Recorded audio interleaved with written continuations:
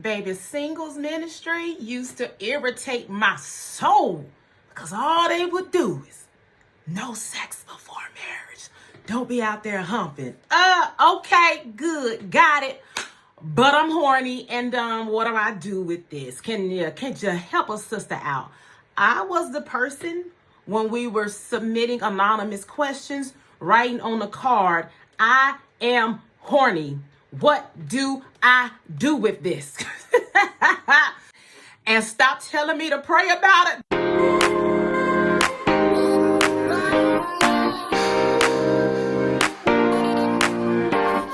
So I got a really great question from a viewer that I felt like a video was absolutely needed for.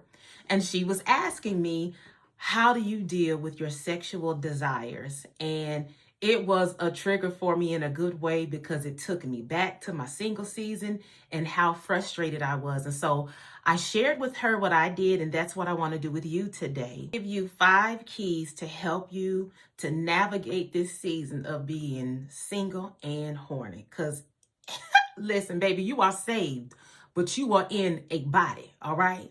And that body be talking and be having desires, and you have to learn how to navigate it. You need some tools, you need some ideas, you need some strategies. And so I want to give you 5 keys. The first one, and by the way, this is what Holy Spirit did with me. This is what God showed me to do. So I encourage you to take these and then ask God. There may be some other things that you may need to help you in this season, so you not falling and repenting for slipping. Okay. So the first one is to identify your triggers. I did not realize it until the Lord showed me that music and movies were triggers for me. So I love R&B, and I'm old school. I love Jodeci. So baby, that song, I wanna freak you. I wanna freak you. Oh, the girl, come back. You in the middle of the talking. Come back, Cubeon. Come back. Listen, I love that kind of stuff and romantic songs, but they are horrible. If you're trying to be saved and sanctified.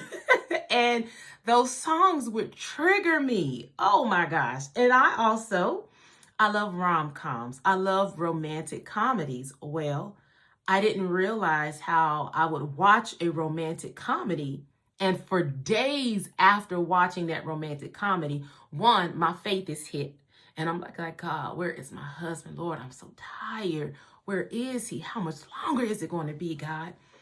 I didn't realize that those movies would trigger in me. It would cause my faith to shake. I would start getting weary in the waiting, and then it would trigger in my hormones as well.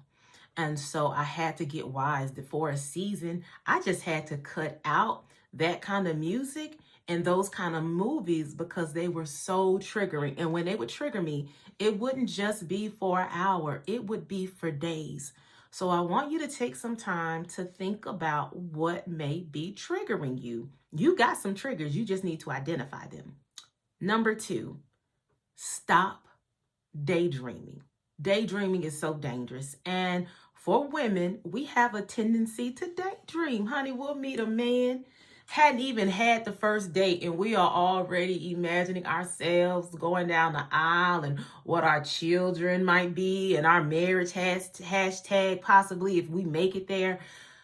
Stop dreaming, daydreaming. Stop doing all of the daydreaming because it is not good for you. So that daydreaming is going to lead into what he looked like up underneath that shirt, what's in his pants. I know you were looking at his feet and how big his shoe is. Girl, stop. Cut it out. Stop it. Quit doing it.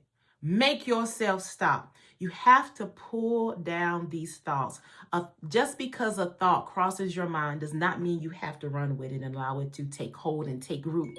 So when things hit your mind, when they start, you immediately pull them down. Don't even allow it to ruminate and to pick up steam in your mind. Number 3, and this one for me was a biggie. you need to redirect that energy. So the Lord started telling me, you need to go for a walk, you need to work out. And it was literally working out was giving me an opportunity to expel that energy, that tension that was building up.